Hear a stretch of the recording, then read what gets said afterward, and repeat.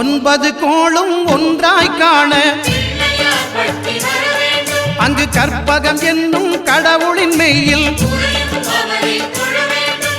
ஒன்பது கோளும் ஒன்றாய் காண அங்கு கற்பகம் என்னும் கடவுளின் மெய்யில்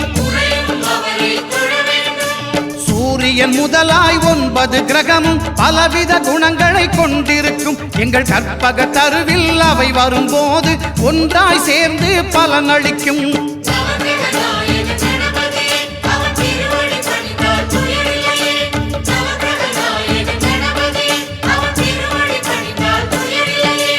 ஒன்பது கோளும் ஒன்றாய் காண அங்கு கற்பகம் என்னும் கடவுளின் மெய்யில்